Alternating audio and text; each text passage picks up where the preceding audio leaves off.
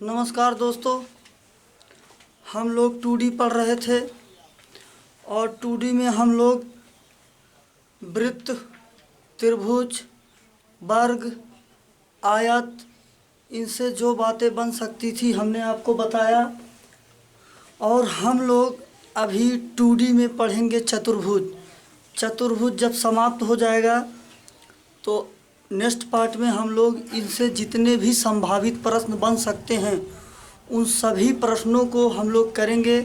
जितने नियम हैं मैंने बता दिया, बकिया कुछ प्रश्न ऐसे हैं जो कि कॉमन सेंस पर लगाए जाते हैं, सामान्य सी बातों पर आ जाते हैं। तो वो टाइप में आप लोगों को वो जो प्रश्न लेंगे उसी प्रश्न के सीरीज में डाल देंगे। तो जो प्रश्न होंगे प्रश्न में सभी को करा देंगे, जो छूटे हुए होंगे वो प्रश्नों में उसी रूल से आपको करा देंगे। चलिए, हमारे पास 2D में चतुर्भुज अभी बचा हुआ है। 2D में हमने सब कुछ पढ़ लिया, अभी क्या बचा हुआ है? चतुर्भुज। तो चतुर्भुज कई प्रकार के होते हैं, हम लोग बारी बारी करके एक एक चतुर्भुज अच्छे से पढ़ते हैं। चलिए, सबसे पहला चतुर्भुज हम लोग पढ़ते हैं समांतर चतुर्भुज। कौन सा चतुर्भुज? समांतर चतुर्भुज। समांतर चतुर्भुज।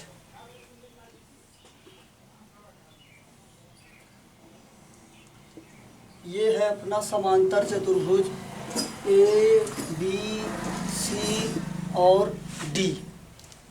मान लीजिए इसकी ये भुजा ए है तो ये भी भुजा ए होगी।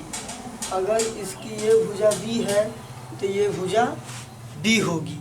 यह है समांतर चतुर्भुज ए, बी, सी, डी। आमने सामने की भुजा इसकी बराबर होती है। ये भुजा इस भुजा के बराबर, ये भुजा इस भुजा के बराबर। और ध्यान रखिए, ये जो भुजा डी सी है इस भुजा ए बी के समांतर है, और ये जो भुजा ए डी है BC के समांतर है। कहने का मतलब AB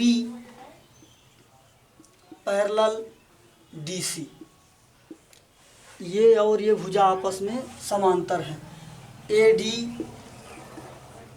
पैरेलल BC, ये भुजा इसके समांतर है। ये दो बात हो गई। और ध्यान रखिए, इसमें आमने सामने के कोण जो होते हैं बराबर होते हैं। कहने का मतलब कि कोण ए और कोण सी आपस में बराबर होगा। कोण ए बराबर कोण सी, एक पॉइंट ए हो गया, एक पॉइंट ए हो गया।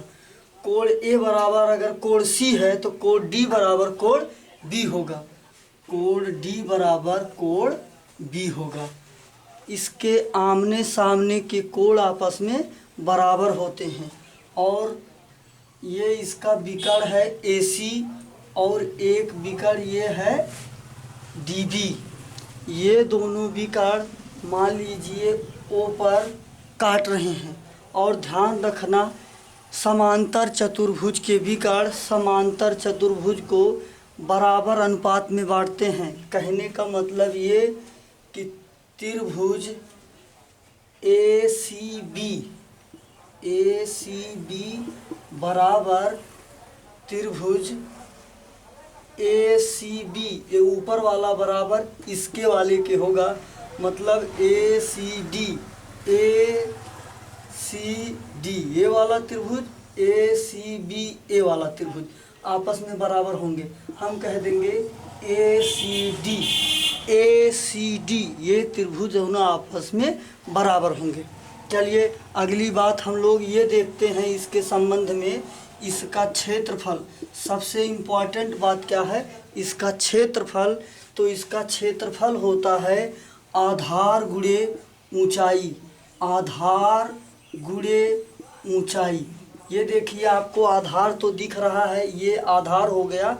तो हम लोग यहाँ से एक ऊंचाई यहाँ पर डाल देते हैं। ये इस समांतर चतुर्भुज की ऊंचाई होगी। मान लीजिए कि E है यहाँ पर, तो जो ये AE होगी यही इस समांतर चतुर्भुज की ऊंचाई होगी। ये भुजा और इसका गुणा कर देंगे तो त्रिभुज का क्षेत्रफल निकल कर आपको मिल जाएगा। त्रिभुज का क्षेत्रफल निकल के आपके मिल जाएगा, आपके सामने रहेगा। ध्यान रखिए, त्रिभुज का क्षेत्रफल, समांतर चतुर्भुज का क्षेत्रफल। मान लीजिए कि हम इसके परिमाप की बात करते हैं, इसका परिमाप, इसका पेरीमीटर जो होगा, इनके भुजाओं का योगफल। कहने का मतलब इसको जोड़ लें, इसको जोड़ लें, इसको जोड़ लें और इसको जोड़ लें, तो देखिए 2 बार हमको ये मिलेगा, 2 बार हमको b मिलेगा। हम कह सकते हैं 2a प्लस का b। तो इसको हम लोग अपने सामान्य भाषा में क्या कहेंगे, लंबाई और चौड़ाई का योगफल का दुगना, लंबाई और चौड़ाई के योगफल का दुगना समांतर चतुर्भुज का परिमाप कहलाता है। लंबाई और चौड़ाई का 2 गुना समांतर चतुर्भुज का परिमाप कहलाता है। हम लोगों ने इतनी बात समझी, ये भुजा आपस में, ये भुजा और ये भुजा आपस में समांतर हैं। ये भुजा और ये भुजा, ये दोनों आपस में समांतर हैं। त्रिभुज का एक विकर्ण AC, एक विकर्ण DB, ये दोनों विकर्ण O पर काटते हैं। और हम लोग ये ध्यान रखेंगे, समांतर चतुर्भुज के विकर्ण जो होते हैं एक दूसरे को समान अनुपात में बांटते हैं। कहने का मतलब ये, जितना त्रिभुज ये होगा उतने त्रिभुज का क्षेत्रफल ये होगा। त्रिभुज का क्षेत्र, समांतर चतुर्भुज का परिमाप हो गया, ये परिमाप हो गया और ये क्षेत्रफल हो गया। अब हम देखते हैं इसमें और क्या बातें बन सकती हैं। हम इसके विकर्ण से संबंधित बातों पर अभी चर्चा करते हैं। समांतर चतुर्भुज के विकर्ण, एक विकर्ण AC है, AC, तो हम लोग ये देख रहे हैं यहाँ पर, अगर ये AC है तो यहाँ इसमें हम पाइथागोरस प्रमेय लगा सकते हैं। कहने का मतलब AC बराबर √a² प्लस का b², और या तो हम कह सकते हैं AC² बराबर a² प्लस का b²। अब हम अगर कह दें ये वाला विकर्ण ये, तो इसमें भी पाइथागोरस प्रमेय लगेगा भाई। तो हम कह देंगे DB, ये रहा DB, ये विकर्ण DB का स्क्वायर बराबर a² प्लस का b²। कहने का मतलब अगर समांतर चतुर्भुज के दोनों विकर्णों को जोड़ दे, कहने का मतलब कि D1² प्लस का D2 का स्क्वायर बराबर हो जाएगा a² plus a² b² plus b²। एक 2 बार ये, 2 बार ये, तो हम 2 बाहर कर दें, कह दें a² प्लस का b²। ये उनकी भुजाओं और विकर्ण के बीच में संबंध आता है। समांतर चतुर्भुज का ये भाई विकर्ण और उसकी भुजाओं के बीच में ये संबंध है, और ये संबंध आया है पाइथागोरस प्रमेय से। समांतर चतुर्भुज के विकर्ण और उनकी भुजाओं में संबंध पाइथागोरस प्रमेय से, जो कि आपके सामने ऊपर हमने लिख दिया है। इतनी सी बात होती है समांतर चतुर्भुज के संबंध में। अब हम लोग अगला पढ़ेंगे समचतुर्भुज। जैसा कि नाम से स्पष्ट हो रहा है, समचतुर्भुज का मतलब कि जिसकी सभी भुजाएं बराबर हों वो कहलाएगा समचतुर्भुज। जिसकी सभी भुजाएं बराबर हों, जिसकी सभी भुजाएं बराबर हों वो कहलाएगा समचतुर्भुज। मान लीजिए ये है, ये B है और ये C है और ये D है। तो सभी भुजाएं बराबर से मतलब ये है कि अगर ये A है, ये है, A है, तो ये होगा। सभी की सभी इसकी भुजाएं आपस में बराबर होंगी।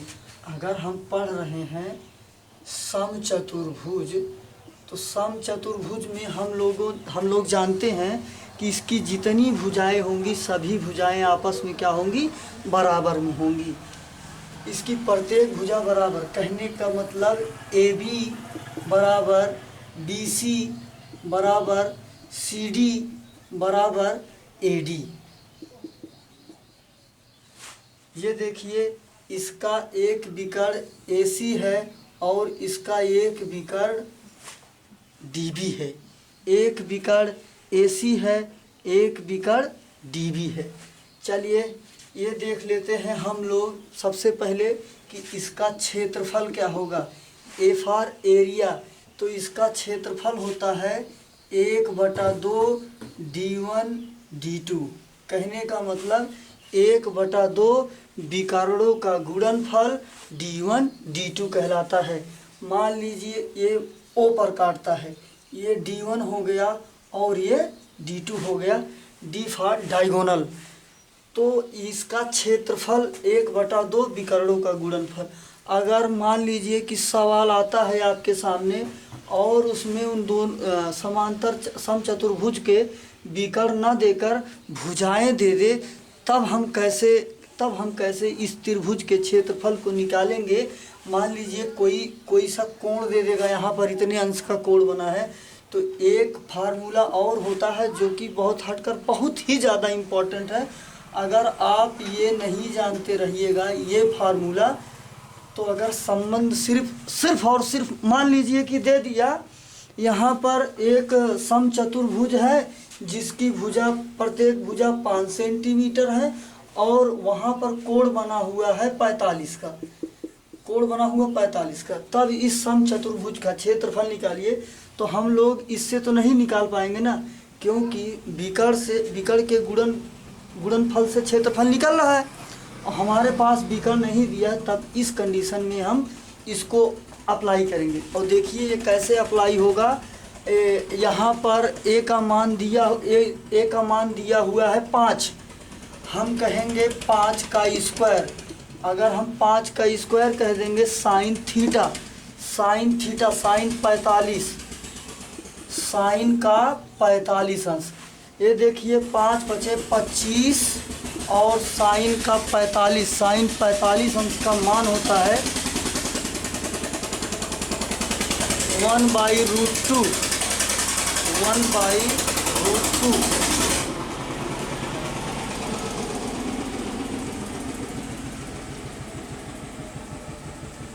1/√2। ये देखिए ये हो जाएगा 25/√2।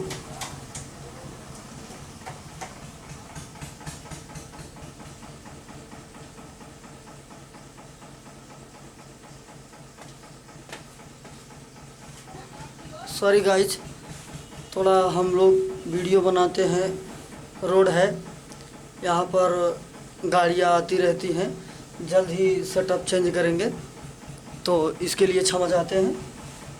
25/√2 ये आ जाएगा। लेकिन अगर सिर्फ विकर्ण नहीं दिया होगा तो कैसे निकालेंगे। तो आप लोग ध्यान रखिएगा इस फार्मूले को। क्षेत्रफल इसका 1/2 d1 d2 से भी निकलेगा और a स्क्वायर साइन के थीटे से भी निकलेगा।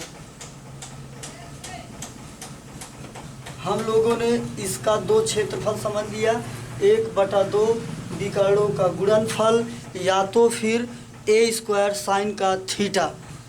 चलिए हम लोग इसके परिमाप की बात कर लें। हम लोग इसके परिमाप की बात करेंगे तो इसका परिमाप सभी भुजाओं को जोड़ दें, a + a + a + a। कहने का मतलब 4a। तो कहने का मतलब ये कि 4 गुणे भुजा जो होता है ये समचतुर्भुज का परिमाप होता है। और सबसे इम्पॉर्टेंट बात ये हम लोग ध्यान रखेंगे, बहुत ही ज़्यादा इम्पॉर्टेंट बात, वर्ग के समचतुर्भुज के विकर्ण एक दूसरे को 90 अंश पर काटते हैं। ध्यान से बात समझ लीजिए, समचतुर्भुज के विकर्ण एक दूसरे को 90 अंश पर काटते हैं। कहने का मतलब 90 का कोण यहाँ और 90 का कोण यहाँ और 90 का कोण यहाँ, 90 का कोण यहाँ। तो ये मतलब निकलता है कि समचतुर्भुज के विकर्ण एक दूसरे को 90 अंश पर काटते हैं। तो जब समचतुर्भुज के विकर्ण एक दूसरे को 90 अंश पर काटते हैं, देखिए ये त्रिभुज, इस त्रिभुज में हम पाइथागोरस प्रमेय लगा सकते हैं। और ध्यान रखिएगा आप लोग, अभी का जो समय चल रहा है, अभी जो परीक्षाएं होने का पैटर्न है, वो अधिक से अधिक अगर समचतुर्भुज से प्रश्न बनाता है तो ये दोनों विकर्ण एक दूसरे को 90 पर काट रहे हैं।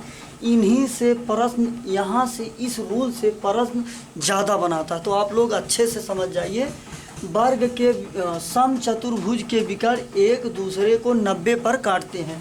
अगर 90 पर काटते हैं, मैंने आपको बताया है, अगर ये समकोण त्रिभुज है तो हम इसमें पाइथागोरस प्रमेय लगा सकते हैं। यहाँ पर 90 का कोण बना, जहाँ पर किसी त्रिभुज में 90 अंश का अगर कोई भी कोण बन जाएगा तो वो त्रिभुज समकोण त्रिभुज कहलाएगा। तो समकोण के सामने वाली भुजा कर्ण होती है। तो आप लोग ध्यान रखिएगा, ये जो भुजा होगी कर्ण होगी। इसमें देखेंगे, इसमें देखेंगे, इसमें देखेंगे, चाहे जिसमें भी देखेंगे, कर्ण जो होगी समांतर चतुर्भुज की भुजा होगी। ये आधार हो जाएगा और ये ऊंचाई हो जाएगी। ठीक ना? ठीक है, आप लोग ध्यान रखिएगा, पाइथागोरस प्रमेय आप इसमें बना दीजिएगा।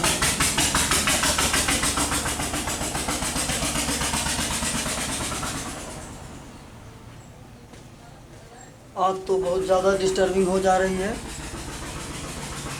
चलिए ठीक है, कोई बात नहीं, हम लोग जल्द ही इसको चेंज करेंगे, तो इसके लिए क्षमा चाहते हैं। चलिए, ये आप लोग इसको ध्यान रखिएगा, यहाँ पर पाइथागोरस प्रमेय बनता है और वर्ग के विकर्ण एक दूसरे को 90 अंश पर अर्थात समकोण पर प्रच्छेदित करते हैं। ये हो गया। और आप लोग ये देखिए, अगर बड़े वाले त्रिभुज में देखेंगे, यहाँ भी हम लोग पाइथागोरस प्रमेय लगा सकते हैं। तो इसमें पाइथागोरस प्रमेय लगाएंगे तो मान लीजिए हम कह दें कि पहला विकर्ण जो है D1 है, तो D1 स्क्वायर बराबर A स्क्वायर प्लस का A स्क्वायर। भाई इसका आधार भी यही है और इसका लंब भी यही है।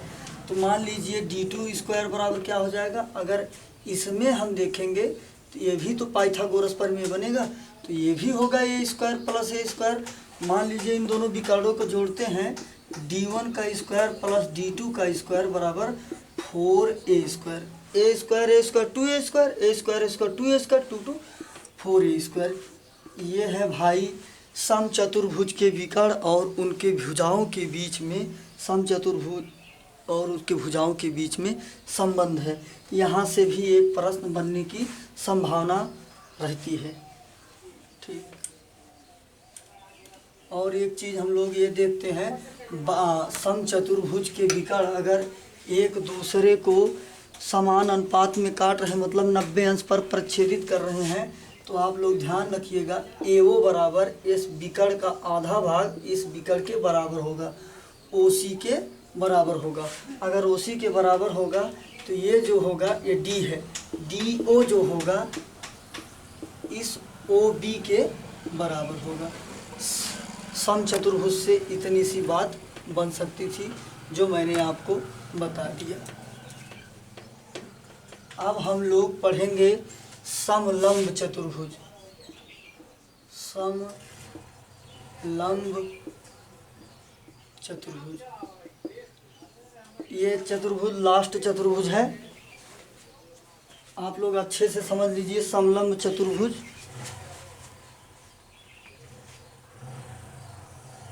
हम लोग समलंब चतुर्भुज का इमेज बनाते हैं।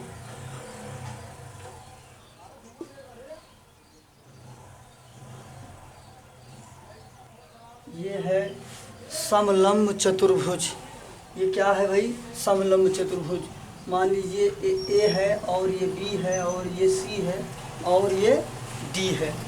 सबसे इम्पोर्टेंट बात इसमें पहला प्रश्न ये है कि हमको ये पता करना है इसमें कौन कौन सी भुजाएं समांतर हैं और कौन कौन सी भुजाएं समांतर नहीं हैं। तो ये देखिए, ये भुजा है, अगर हम इसको यहाँ पर बढ़ाते जाते हैं और इसको हम बढ़ाते जाते हैं तो ये भुजा देखो यहाँ पर काट दी है। तो इसका कहने का मतलब जो भुजा AD है और BC कभी भी पैरेलल नहीं हो सकती हैं। जो दो भुजाएं आपस में काट देंगी वो कभी समांतर नहीं हो सकती है। समांतर का मतलब समान अंतर। तो इनके बीच में हमेशा समान अंतर बना रहना चाहिए। देखिए यहाँ पर अंतर ज़्यादा था, यहाँ पर काट दिया, तो इसलिए ये समांतर नहीं होगी। तो कहने का मतलब प्रेजेंट कैसे करेंगे, इसको हम कह दें AD नॉट पैरेलल BC। ये भाई समलंब चतुर्भुज का कंडीशन है। जबकि ये भुजाएं देखिए ये आपस में ऐसे चाहे जितना हम कर दें, ये कभी भी आपस में मिलेंगे नहीं। तो कह सकते हैं ये जो भुजा DC है और भुजा AB है, ये दोनों समांतर हैं। AB पैरेलल DC, ये दोनों भुजाएं समांतर हैं, लेकिन ये भुजा और ये भुजा आपस में समांतर नहीं है। एक दूसरे को ये भुजाएं क्या कर दे रही हैं, काट दे रही हैं। ठीक, और इसका क्षेत्रफल, हम लोग इसका क्षेत्रफल ध्यान से समझते हैं। पहला चीज़ तो 1/2, 1/2 समांतर भुजाओं का योगफल। ध्यान रखिए, आप इस पॉइंट को ध्यान रखिएगा, नहीं तो ये समलंब चतुर्भुज में गलती कर जाइएगा। कह रहा क्षेत्रफल समांतर भुजाओं का योग। तो समांतर भुजा कौन है, AB है और DC है। ये देखिए ये भुजा और ये भुजा, तो हम कह देंगे समांतर भुजाओं का योग मतलब AB प्लस DC और गुणे ऊंचाई। ये देखिए हमने यहाँ से इसकी ये ऊंचाई बना दिया h है, तो हम यहाँ पर कह देंगे h। तो समलंब चतुर्भुज का क्षेत्रफल होता है 1/2 समांतर भुजाओं का योग गुणे ऊंचाई। अगर ये होता है, चलिए हम लोग इसका परिमाप ज्ञात कर ले। इसका परिमाप, तो इसका परिमाप क्या होगा, सभी भुजाओं को जोड़ दें, इसको जोड़ दें। कहने का मतलब DC plus CB plus BA plus AD, ये हो गया इसका परिमाप, ये हो गया इसका क्षेत्रफल, ये हो गया इसका परिमाप। चलिए मान लीजिए ये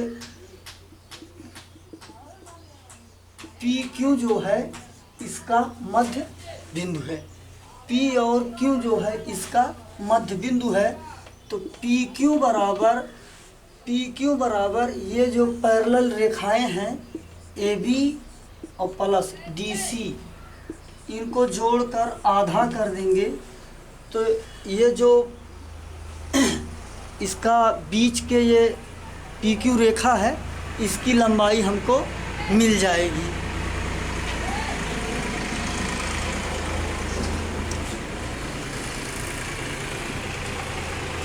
इस समलंब चतुर्भुज का यदि मध्य बिंदु P और Q है, तो ये जो समांतर भुजाएं हैं इनको जोड़कर आधा कर देंगे, तो हमको समलंब चतुर्भुज का क्षेत्रफल निकल के मिल जाएगा। बस इसमें इतनी सी बात है। ओके, जय हिंद।